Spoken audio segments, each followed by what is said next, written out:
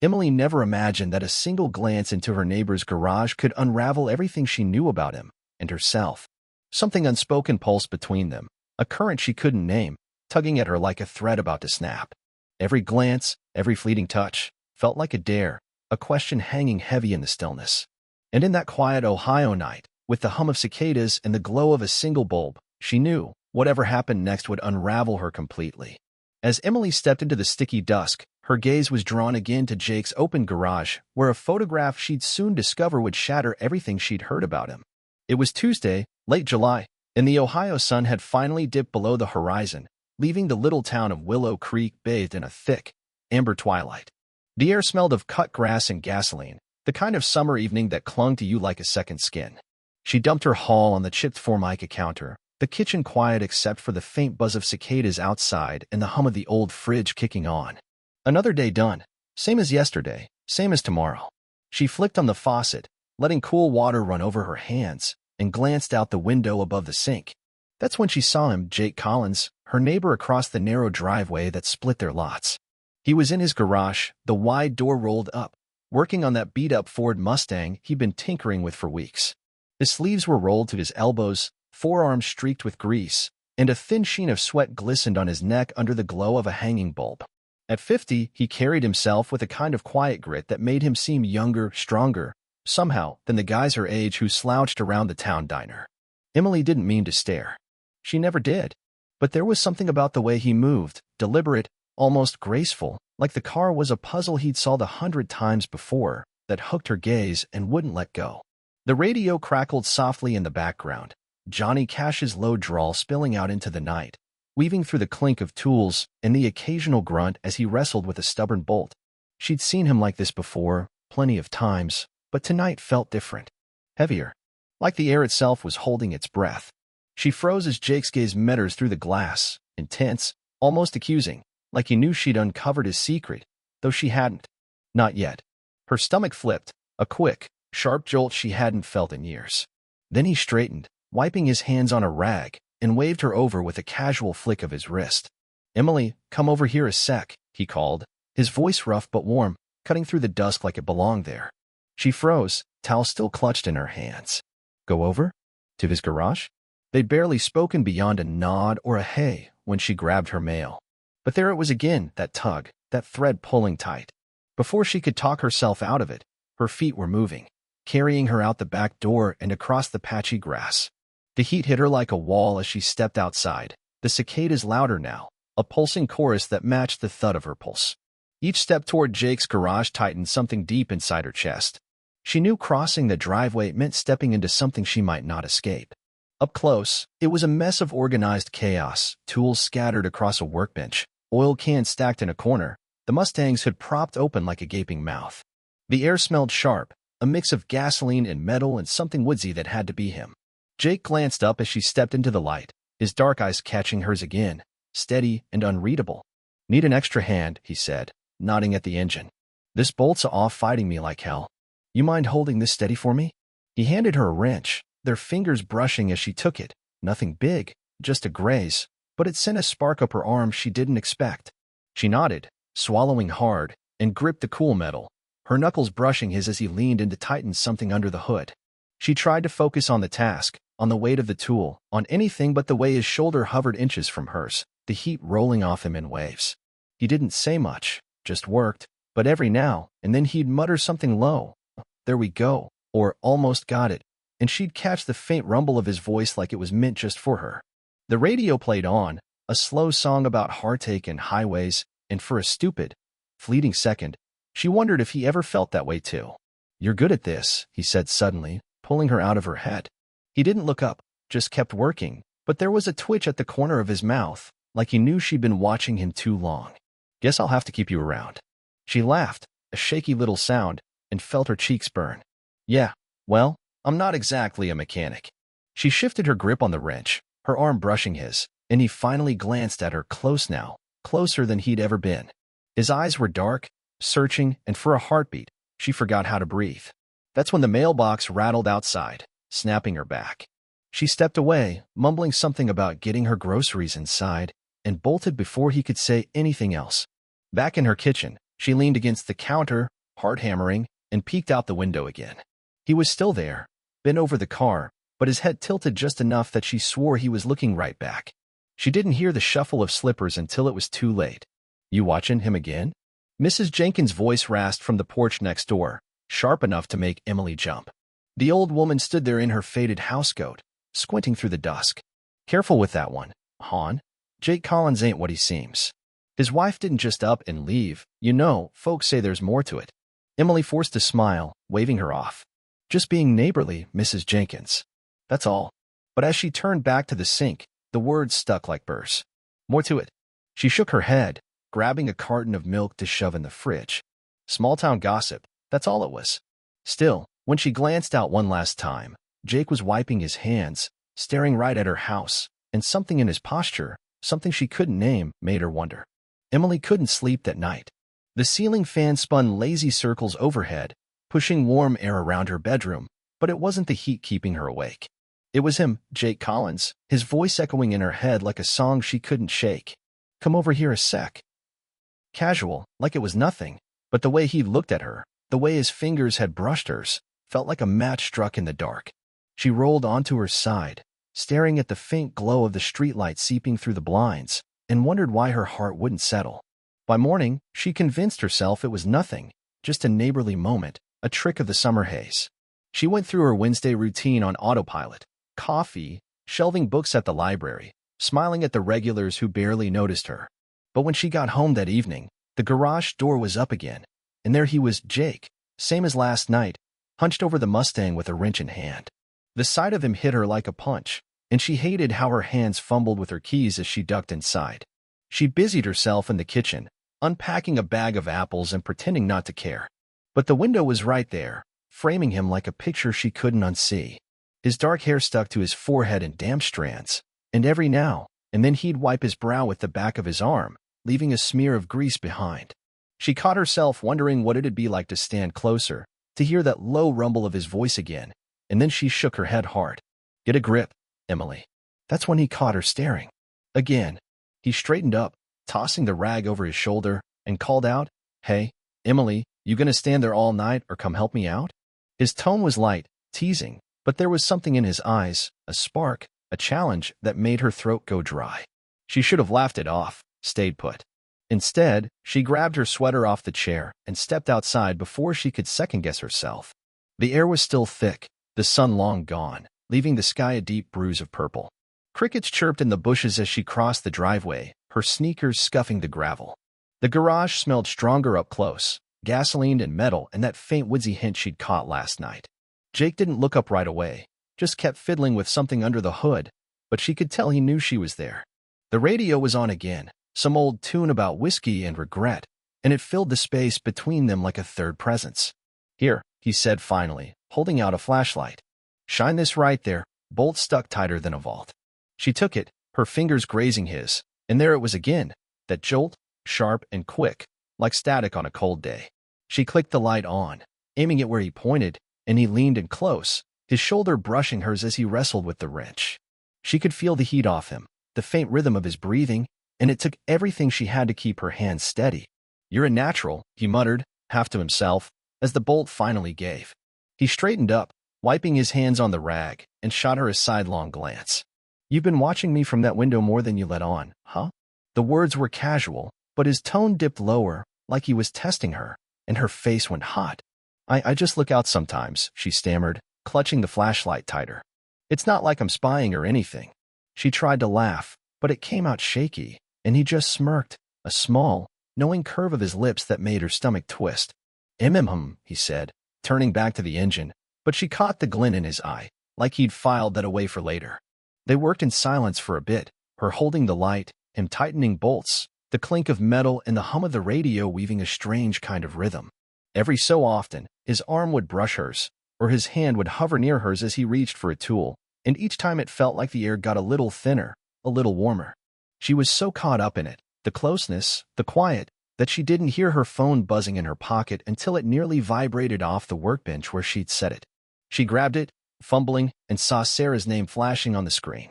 "Sorry, I gotta," she started, stepping back, but Jake just nodded. already back to the car like nothing had happened. "Hey, what's up?" she answered, keeping her voice low as she edged toward the garage door. "Where are you?" Sarah's voice was sharp, cutting through the line. "I swung by your place, and you weren't there." "Don't tell me you're with him." Emily's chest tightened. "With who?" "You know who. Jake Collins. The guy Mrs. Jenkins won't shut up about." "Look, I was at the diner today, and some old-timer was going on about how Jake was mixed up in something weird back in the day, something about his wife. I don't like it."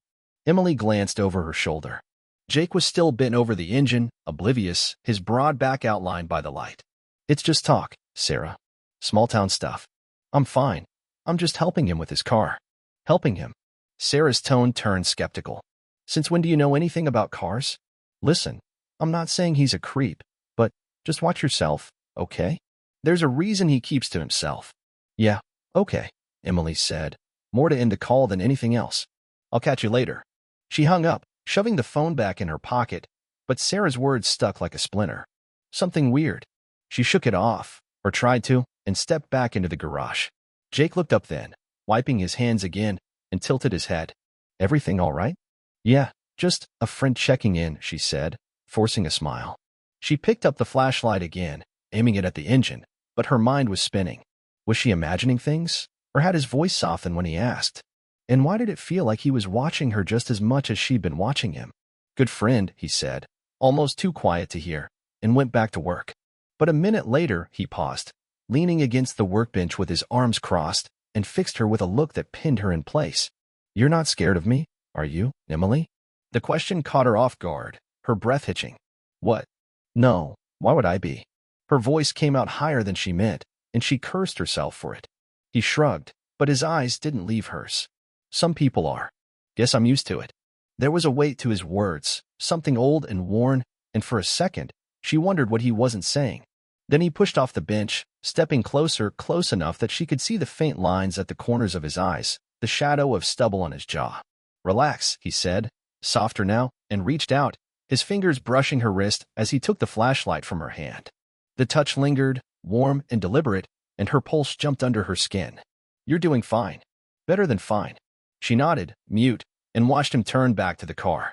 But as she stood there, the garage suddenly felt smaller, the air thicker, and she couldn't tell if it was the heat or the way he'd said her name, like it meant something more than she was ready to admit. When she finally mumbled a good night and slipped back to her house, her wrist still tingled where he'd touched her. She locked the door, leaned against it, and told herself it was nothing, just a neighbor thing. But when she peeked out the window one last time, he was standing there, rag in hand, staring right back at her through the dark. Emily spent Thursday trying to shake it off Jake, the garage, the way his touch had lingered on her wrist like a brand she couldn't scrub away. She buried herself in work, reshelving books with a focus she didn't feel, but every creak of the library floorboards sounded like his voice calling her back. By the time she locked up and trudged home, the sun was sinking again, painting Willow Creek in shades of gold and rust. She told herself she wouldn't look. She'd go straight inside, heat up leftovers, and forget the whole thing. But the garage door was up, same as always, and there he was, Jake, bent over the Mustang, his shadow stretching long across the concrete. The radio hummed faintly, a slow ballad she didn't recognize, and the air carried that familiar mix of gasoline and summer heat. She stopped halfway up her porch steps, keys dangling in her hand, and felt that pull again, sharp, insistent, like a hook in her chest. Before she knew it, she was rummaging through her fridge for an excuse, grabbing a bottle of iced tea she didn't even like, and heading across the driveway. He didn't look surprised when she stepped into the garage, just wiped his hands on that same rag and gave her a half-smile that made her knees feel unsteady. "Back already?" he said, his voice low and warm, like he'd been waiting for her. She held up the tea, feeling ridiculous. "Thought you might be thirsty," she mumbled, setting it on the workbench. He nodded, popping the cap with a flick of his thumb, and took a long swig, his throat working as he swallowed. She tried not to stare, but the way his jaw flexed, the way a drop of condensation slid down the bottle onto his fingers, it was too much, too close. "Thanks," he said, setting it down, and gestured to the car. "Want to give me a hand again? This thing's still fighting me." She nodded, grateful for something to do, and he handed her a socket wrench, guiding her fingers to a bolt under the hood. His hand stayed over hers for a second longer than it needed to, warm and rough, and she felt her breath catch as he leaned in beside her.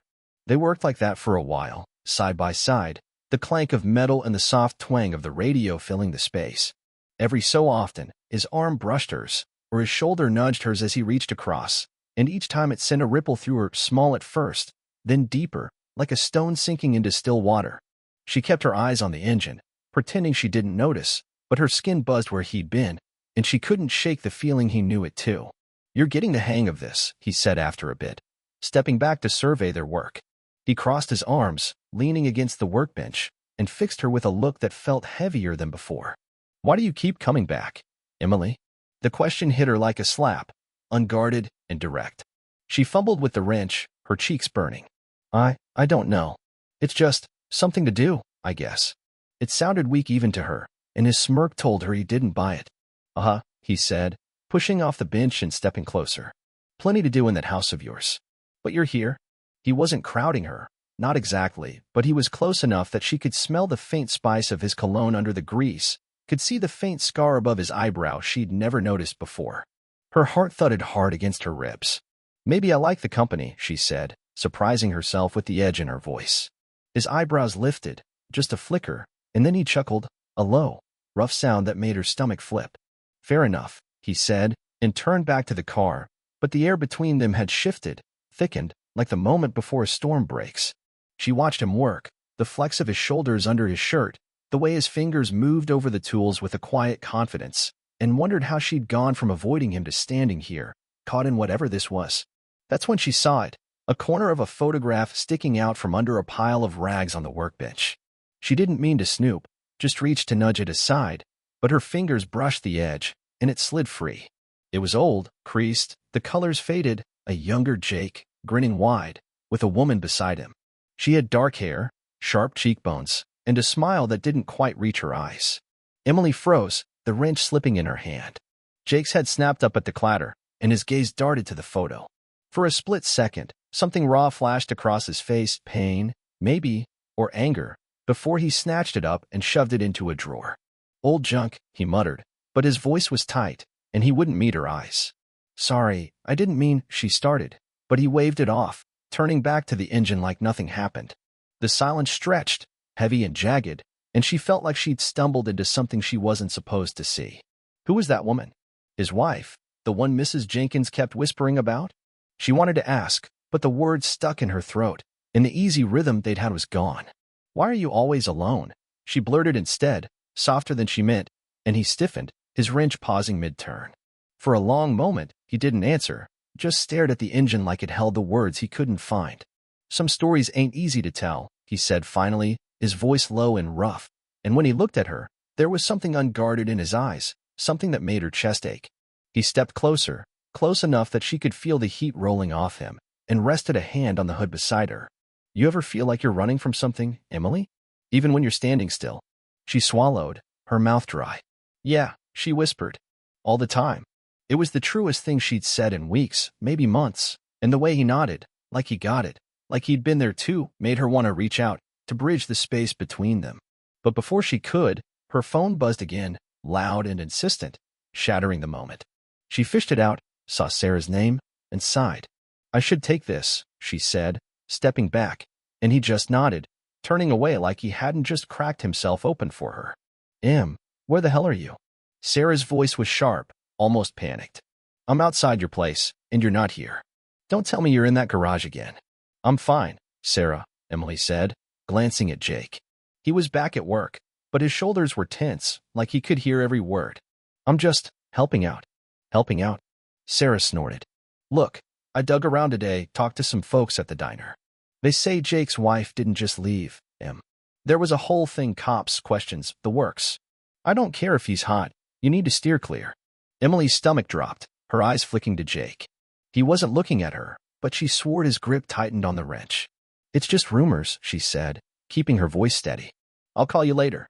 She hung up before Sarah could argue, shoving the phone back in her pocket. When she turned back, Jake was watching her, his expression unreadable. "Trouble?" he asked, and there was an edge to it now, like he knew what was coming.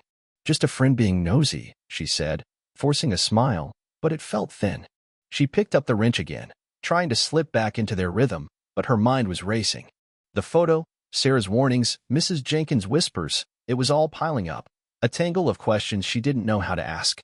And yet, standing there, watching him work, feeling the weight of his presence beside her, she couldn't bring herself to walk away.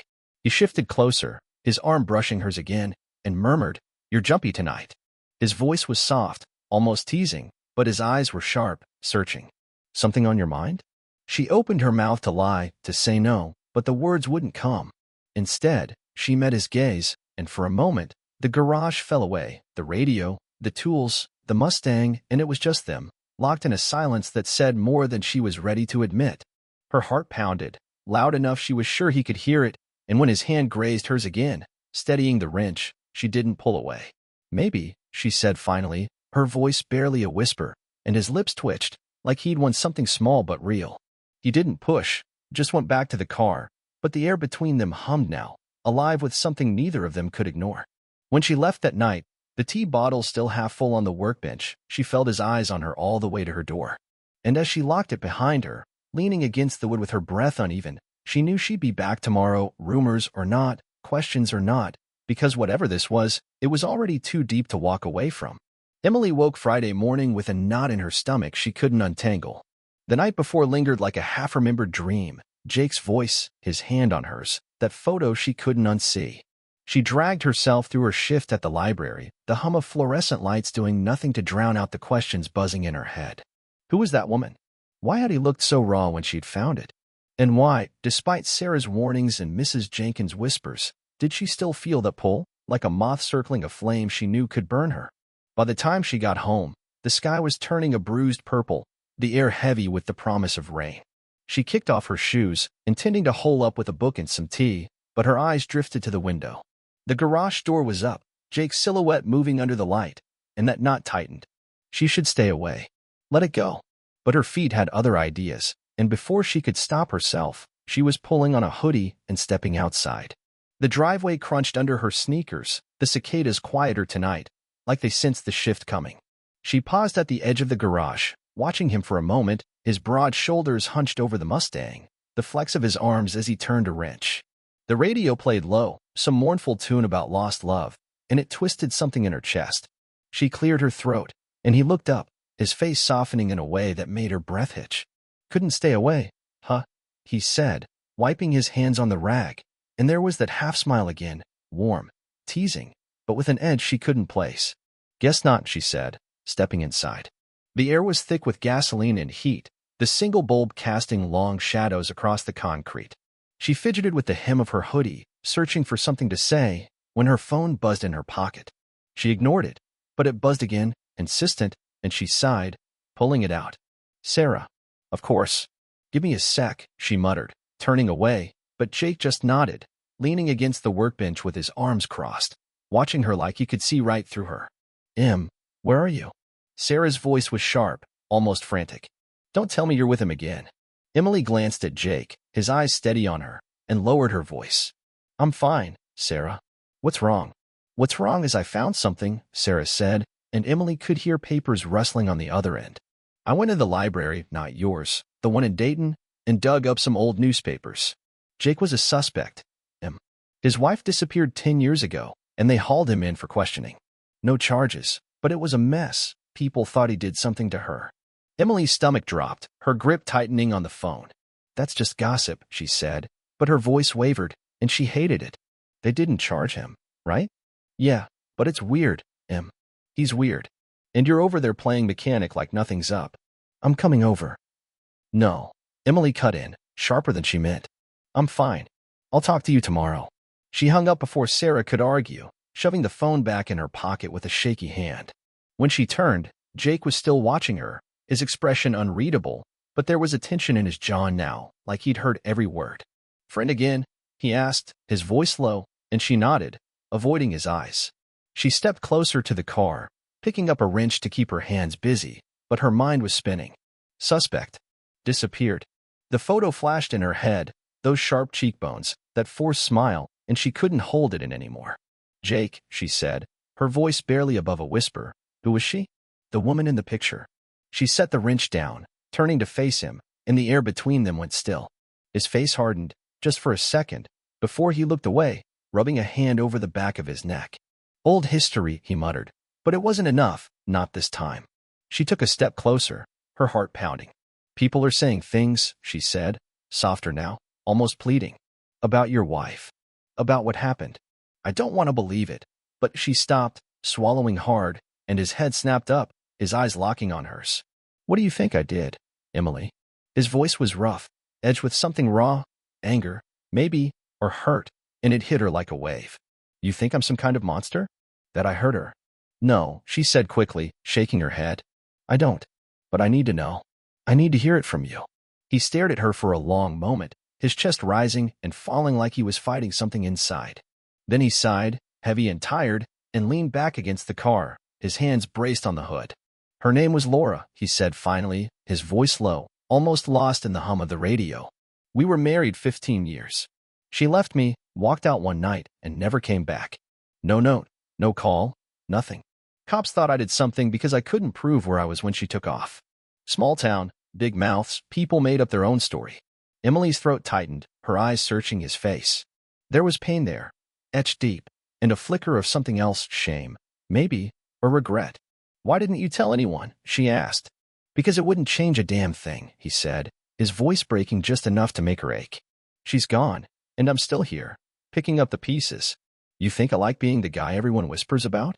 I thought you were different. That you'd trust me. I do, she said, and the words slipped out before she could stop them, raw and honest. She stepped closer, close enough to see the tension in his shoulders, the way his hands clenched against the metal. I had to know. He looked at her then, really looked, and something softened in his eyes, like a wall coming down. All right, he said, quieter now, and reached out, his hand resting on her shoulder, warm and steady through the fabric of her hoodie. You know now. Her breath caught at the touch, the weight of it anchoring her when she felt like she might float away. She could feel the heat of his palm, the faint tremor in his fingers, and it sent a shiver through her she couldn't hide. I'm sorry, she whispered, and he shook his head, his thumb brushing her collarbone, just a graze, but it lit her up inside. Don't be, he said, his voice dropping lower, rougher. You're here. That's what matters. His hand lingered, sliding down her arm slow and deliberate, and she didn't pull away. She couldn't. The garage felt smaller now, the air thick with something unspoken, and when his fingers brushed her wrist again, she felt her pulse jump under his touch. They stood there, inches apart, the radio fading into static as a distant rumble of thunder rolled through the sky. She could see the flecks of gray in his stubble, the faint lines at the corners of his eyes, and all she could think was how much she wanted to close the gap, how much she'd been wanting it since that first night. But before she could move, her phone buzzed again, shrill and jarring, and she cursed under her breath, stepping back to silence it. Jake let his hand drop, turning back to the car, but the tension didn't break, it hung there, heavy and alive, like the storm brewing outside. Better get that, he said, his voice tight, and she nodded, her fingers trembling as she shoved the phone away. I should go, she said, but it sounded weak, like a lie, and he glanced at her over his shoulder, his eyes dark and searching. You don't have to, he said, soft but firm, and it stopped her cold. She stood there, caught between the door and him, her heart hammering so loud she was sure he could hear it. The first drops of rain pattered against the roof, a slow, steady beat, and she knew, whatever she did next, there was no going back. She took a step toward him, then another, until she was close enough to feel the heat rolling off him again. I trust you, she said, her voice steady this time, and his lips parted, just a fraction, like he hadn't expected it. He reached out, his hand hovering near her cheek, and she leaned into it, her skin tingling where his fingers brushed her. Good, he murmured, his thumb tracing the line of her jaw, slow and careful, like he was memorizing her. The rain picked up, drumming harder now, and the world outside faded, just the two of them, the garage, and the weight of everything they weren't saying. She didn't know how long they stood there, his hand warm against her face, her breath uneven, but it felt like forever and not long enough. When she finally pulled away, mumbling something about the storm, he let her go, but his eyes followed her all the way to the door. She stumbled back to her house, soaked and shaking, and locked herself in, leaning against the wall with her heart in her throat. The rain poured outside, relentless, and she knew, whatever this was, it wasn't over. Not by a long shot.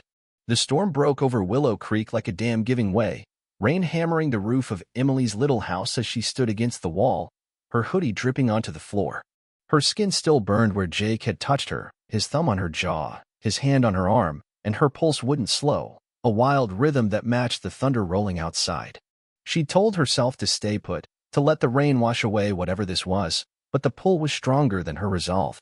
She grabbed an umbrella, useless against the downpour, and stepped back into the night. The street was a blur of water and shadow, the cicadas silenced by the storm. She crossed the driveway, her sneakers splashing through puddles, and stopped at the edge of the garage. The door was still up, the light flickering faintly as the wind whipped through, and there he was, Jake, standing just outside, hands braced on the frame, watching the rain like it held answers he couldn't find. His shirt was soaked, clinging to his shoulders, and when he turned at the sound of her steps, his eyes locked on hers with an intensity that stole her breath. "Emily." His voice cut through the roar of the storm, rough and surprised, and she dropped the umbrella, letting it tumble into the wet grass. Rain plastered her hair to her face, but she didn't care. She couldn't, not with him looking at her like that, like she was the only thing left in the world. "I believe you," she said, loud enough to be heard over the downpour, and took a step closer. "About Laura, about everything. I trust you, Jake." The words spilled out, raw and unguarded, and she saw something shift in his face, relief, maybe, or something deeper, something that had been locked away too long. He stepped toward her, closing the distance, and the rain streaked down his face, catching in the lines of his jaw. "You shouldn't be out here," he said, but his voice was soft, almost lost in the storm, and he didn't move away. She could see the tension in his shoulders, the way his hands flexed at his sides like he was holding himself back. "I had to," she said, her voice trembling but sure. "I couldn't stay away." The wind howled, tugging at her clothes, but she barely felt it. All she felt was him, standing there, close enough that she could see the raindrops clinging to his lashes, the faint tremble in his breath. For a moment, they just stood there, the rain a curtain around them, the garage a dim glow behind. Then he reached out, his hand hovering near her cheek, and she leaned into it, her skin igniting where his fingers brushed her. "Are you scared of me, Emily?" he asked, his voice low and rough, barely audible over the storm. "No," she whispered, and it was the truth, raw, unshakable, cutting through every doubt Sarah had planted, every whisper Mrs. Jenkins had sown. His thumb traced her cheek, slow and careful, and she felt her knees buckle under the weight of it, the tenderness in a man she'd thought was all edges. He stepped closer, his boots splashing in the shallow puddle between them, and his other hand found her waist, steadying her as the rain soaked through her hoodie. She could feel the heat of his palm through the wet fabric, the strength in his grip, and her breath hitched, her hands rising to rest on his chest. His shirt was cold and slick, but under it, his heartbeat thudded fast and strong, mirroring hers. "Jake," she said, barely a sound, and his eyes darkened, searching hers like he was waiting for her to pull away, to run. But she didn't. She couldn't. The world narrowed, just the rain, the thunder, the heat of him, and when she tilted her face up, just a fraction, he closed the gap. His lips brushed hers, soft at first, hesitant, like he was asking a question he wasn't sure she'd answer. The rain streaked between them, cool against the warmth of his mouth, and she froze for a heartbeat, stunned by the feel of him. Then she pressed closer, her hands sliding up to his shoulders, and he answered, deeper, sure, his kiss turning hungry in a way that made her head spin. His hand tightened on her waist, pulling her against him, and she felt the damp press of his shirt, the solid line of his body, like he was the only thing keeping her upright. The storm roared around them, lightning flashing bright across the sky, but it didn't matter, nothing did, not the cold, not the wet, not the years between them or the rumors that had tried to tear this apart. His fingers slid into her hair, tilting her head as he kissed her again, slow and deliberate now, like he was memorizing every second. She clung to him, her nails digging into his shoulders, and felt a sound escape her, a soft, desperate thing swallowed by the rain. He pulled back just enough to breathe, his forehead resting against hers, and she felt his chest heave, his breath warm against her lips. "Emily," he murmured, his voice rough and low, and the way he said her name, like it was a promise, a plea, sent a shiver through her that had nothing to do with the cold. His hand cupped her face, his thumb brushing her lip, and she leaned into it, her eyes fluttering shut as the rain streaked down her cheeks. "I didn't think," he started, but she shook her head, cutting him off. "Don't," she said, her voice unsteady but firm. "Just don't stop." She opened her eyes, meeting his, and saw something break in him, something guarded and worn giving way to a raw, unguarded want. He kissed her again, harder this time, his hand sliding down her back, pressing her closer until there was no space left, just the heat of him and the rain and the wild, electric pull that had been building since that first night.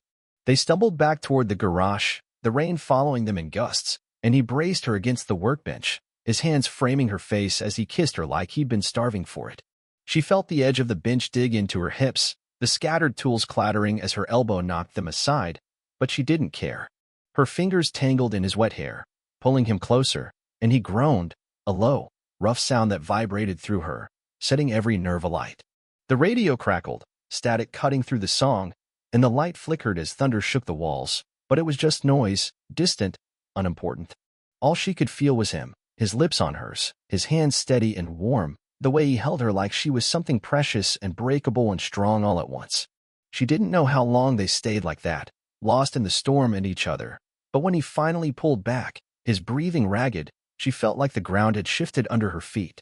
He rested his forehead against hers again, his hands still on her face, and she could feel the tremor in his fingers, the way he was holding himself together. "This," he started, his voice hoarse, "this stays between us and the garage, all right?" She nodded, her throat too tight to speak, and managed a small, shaky smile. "Yeah," she whispered, and he brushed his thumb over her cheek one last time, like he couldn't quite let go. The rain slowed to a steady patter, the thunder rolling off into the distance, and she stepped back, her legs unsteady, her clothes clinging to her skin. She began, gesturing vaguely toward her house, and he nodded, his eyes still dark, still fixed on her. "Go," he said, soft but firm, and she turned, stumbling out into the fading storm. The air was cooler now, the world sharp and new, and she didn't look back, not because she didn't want to, but because she knew if she did, she'd run right back to him. She made it inside, locking the door with trembling hands, and slid down the wall, her breath coming in short, uneven gasps. The rain tapped against the windows, a quiet echo of what had just happened, and she pressed her fingers to her lips, still feeling him there, warm, real, undeniable. Whatever this was, it had changed her, cracked her open in a way she hadn't seen coming. And as the storm faded into silence, she knew one thing for sure. She wasn't done with Jake Collins, not tonight, not ever. Emily woke Saturday morning to a world washed clean. The storm had passed, leaving the air crisp and the grass outside her window glistening with dew. Her clothes from last night, sodden hoodie, damp jeans, lay in a heap by the door, a quiet reminder of what had happened in the garage. She pressed her fingers to her lips, still feeling the ghost of Jake's kiss, warm and real, and a shiver ran through her, not from the cold, but from the weight of it all. She'd crossed a line she couldn't uncross, and she didn't know if she wanted to. She moved through the day in a daze, brewing coffee she barely tasted, flipping through a book she couldn't read. Every sound outside, the creak of a gate, the rumble of a car, made her jump, half expecting to see him at her door. But the garage stayed quiet, the door rolled down tight, and the silence gnawed at her. Had it meant as much to him as it had to her? Or was it just a moment, a spark in the rain that would flicker out by morning? By noon, she couldn't take it anymore. She pulled on a fresh shirt, ran a comb through her tangled hair, and stepped outside, the sun warm on her face. The driveway stretched between their houses, empty and still, but she could see the Mustang through the garage window, a dark shape under a tarp. She hesitated, her sneakers scuffing the gravel, then turned back, until she heard the clank of metal and the faint hum of that damn radio. He was there, bent over the workbench, tinkering with something small, a carburetor, maybe, she couldn't tell. The door was half up, just enough to let the breeze in, and when he looked up, his eyes caught hers like they'd been waiting. "Morning," he said, his voice low and steady, and she felt her stomach flip, same as it had last night. "Morning," she echoed, stepping inside. The air smelled of oil and coffee now, a mug steaming on the bench beside him. He wiped his hands on a rag, slow and deliberate, and she noticed the faintest twitch at the corner of his mouth, like he was holding back a smile. "Thought you might sleep in after that storm," he said, leaning against the bench, his arms crossed casual but his eyes sharp, watching her every move. "Couldn't," she admitted, shoving her hands in her pockets to keep them still. "Too much on my mind." It was the closest she'd come to saying it out loud. Everything that had poured out in the rain, everything she still felt humming under her skin.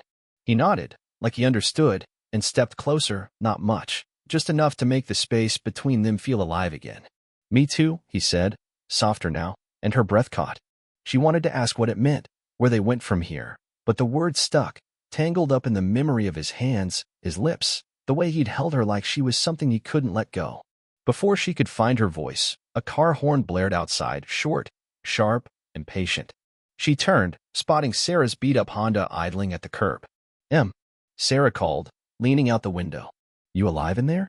Emily groaned, glancing back at Jake. My friend, she said, half apologetic, and he smirked, a real one this time, lighting up his face in a way she hadn't seen before. Go on, he said, nodding toward the door. I'll be here.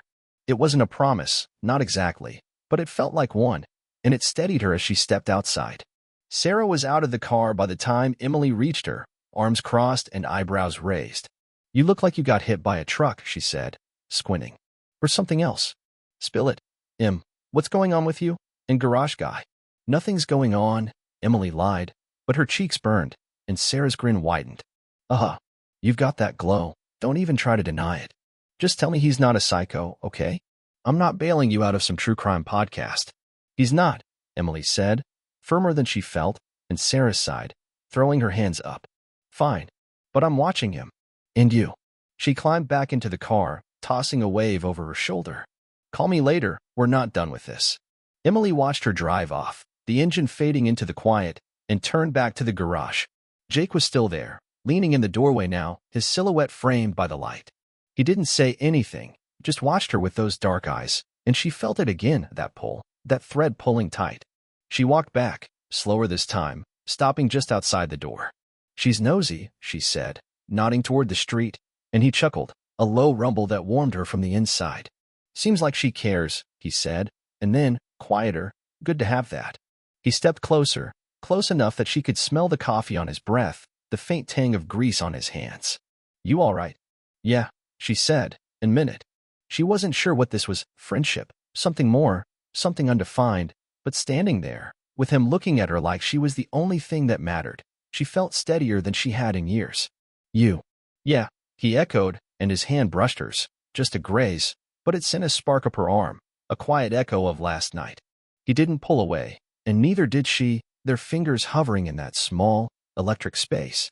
What now? She asked, her voice barely above a whisper, and he tilted his head, studying her like he was figuring it out too. Now, he said, and that half-smile crept back. Now we fix this damn car. And see where it goes. He stepped back, picking up the wrench, but his eyes stayed on her, an invitation she couldn't miss. She laughed, a real, light sound that broke the tension, and grabbed the flashlight from the bench. Deal, she said, and settled in beside him, the radio humming softly, the world outside falling away. It wasn't an ending, not really, just a pause, a breath before whatever came next. And as they worked, shoulder to shoulder, the garage warm and alive around them, she felt something settle deep in her chest, a certainty that this, whatever it was only the beginning.